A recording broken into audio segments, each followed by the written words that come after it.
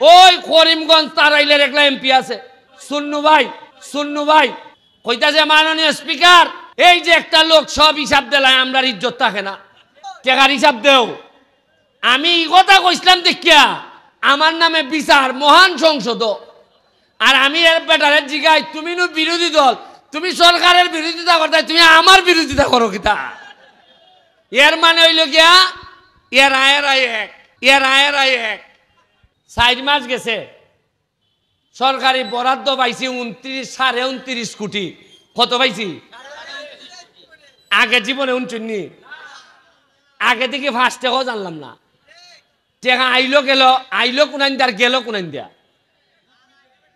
এই জায়গার মধ্যে মিটিং হয়েছে অন্তত 50টা হয়েছে না আর আওয়াজের যন্ত্রণায় মসজিদের নামাজ পর্যন্ত ফরন গেছে না কিন্তু অত আওয়াজ হইছে টাকা বরাদ্দ আইছে এই আওয়াজটা থেকে উঠলাম না কোনোদিন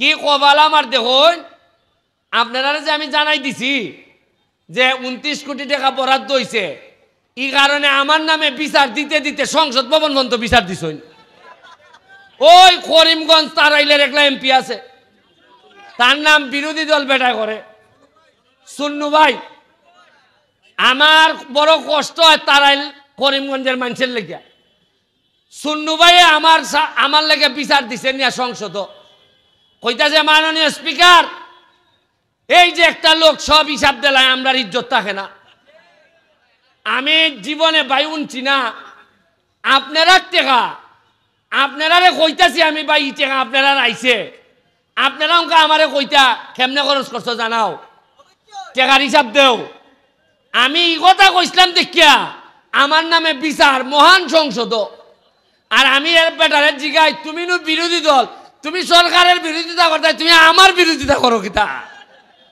এর মানে হইল গিয়া এর আয়ের এক আর আমি পড়ছি বিপদ আজকাল নয় একটা অভিজ্ঞতা গেছি ফানচরি একটা 25 একর জায়গার মধ্যে একটা ইকো পার্ক হোটেল এই ইকো রিসোর্ট হইবার কথা 18 সালে ইটার লেগে বরাদ্দ হইছে 1 কোটি টাকা কত হইছে আজকা গিয়া দেখি আমি 1 কোটি টাকার মধ্যে 80 লাখ টাকা দিয়ে একটা পুকুর খনন করছেন আমি জিগাইলাম পুকুর খনন করতে অত টাকা লাগে কিতা কয়টা খনন না এটা পুকুর আসিল মানে পুকুর আসিল ইটারে আবার পুকুর খনন করছেন কইরা টাকা নাই 80 লাখ আহারে আবার খন লাগে মজা মারে ফজা ভাই আর আমরা খালি বইটা ভাই 1 কোটি টাকা ওই 2টা চেয়ার টেবিল বানাইয়া শেষ খাইলিছুন আমি আজকে কইয়া যাইতেছি যাতে আমার পরবর্তী প্রজন্ম যারা নেতা হইব এরাও যেন ইয়ে কইতে পারে যদি আমি 2 নম্বরই কইরা থাকি এরা যেন জানাই যায় তাতে সোনারঘাটের মানুষের ভাগ্য বদল হইব এটা কিতা একটা মানুষে কয় টাকা খায় 40-এর বড়ই কোলেস্টেরলের ওষুধ লাগে রসুবা ভাই তেমনি এরবারে ঠান্ডা লাগলে লাগে হইলে আপনার মন্টিলু গাছ লাগেনি আর নাইলে ইনহেলার 3খান জিনিস লইয়া যাওন গে লাগে ইনহেলার মন্টিলু গাছ 10 আর হইলে রসুবা 10 ইলাইন লইয়া যাওন গে লাগে অথচ এই 3খান ওষুধ কিনতে গিয়া এ পুরা এলাকা বেচেলায় তবে একটা ঘোষণা আপনারা দিয়া যায়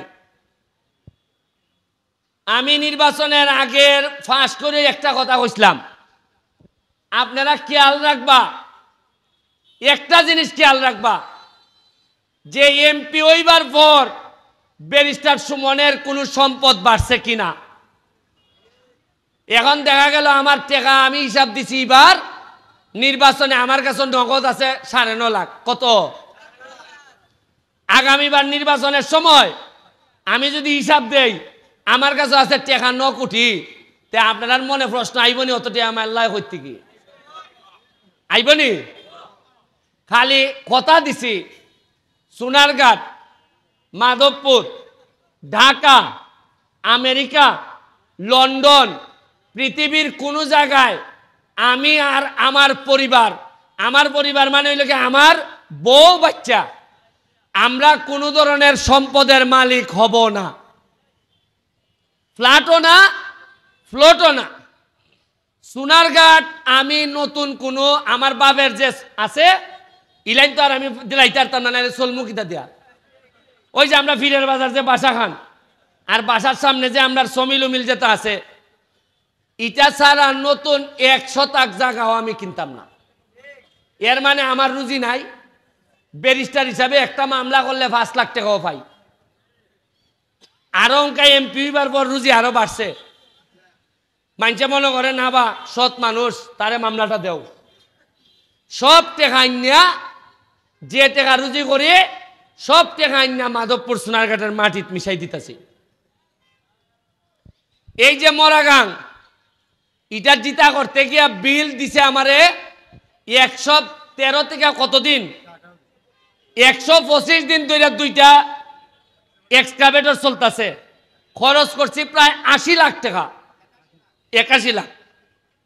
এর মধ্যে সরকার থেকে পিআই এর মাধ্যমে বরাদ্দ পাইছি 9 লাখ অনলি। তাও আবার 9 লাখ হইল গিয়া একটা কিতাকরণ লাগবো ফাঁকা, এই কিতাকর রাস্তার যে গাইডওয়াল,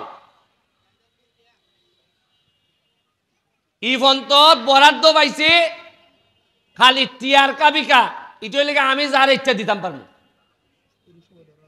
হ্যাঁ, আর মজার জিনিস নই, আমি যে কাম করতেছি মরাগাং পরিষ্কার করা 100 দিন করার পর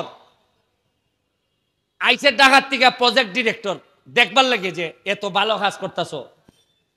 উনকা আইয়া উনলাম বেটা যখন অফিসিয়াল লোক আইছে তখন আইয়া উনকা পৌরসভায় কয় এটার তো টেকার দরা আছে আমরারই আছে। মানে পৌরসভা এটার লেগে বরাদ্দ পাইছে আমরা জানিই না। তা আমি কইলাম বেটা পৌরসভা তোমরা এই কথা গান জানাইতে আমার 100 দিন নিলাই যে অলরেডি তোমরা টেকা বরাদ্দ আছে, খামই করতো না, এরা চাইছে আমার উপরে ফেলাই দিত। আপনারা কোনোদিন উনচইন পৌরসভার বরাদ্দ আছে এমডি? কেমনে গেল?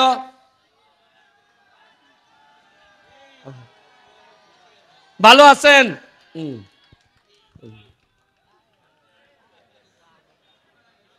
হ্যাঁ, বুঝছেন না আপনি? পৌরসভার যে এই টাকা বরাদ্দ আছে এটা আমরা জানি না। উনকা এই কথা কইতো কিলায় যে ওই মেয়ে টাকা বরাদ্দ এটা কাম করাও না করে, বা আমিও তো পরিষ্কার করার পর জানলাম করে। আমি তো জানি না, প্রেস ক্লাবের প্রেসিডেন্ট সেক্রেটারিও জানে না। আরে সাংবাদিকে জানতো না নি, কিছু গোপন অনুসন্ধান করতো না নি, এরাও জানে না। এই যে আমার নুল আমিন ভাই কই গেল? আসেনি নুল আমিন ভাইয়া? আমারও তো তা জানে, কিন্তু আমার কোন বন্ধু বেলে 2টা শাড়ি ভাইলিছে এটা জানে, আর এটা জানে না।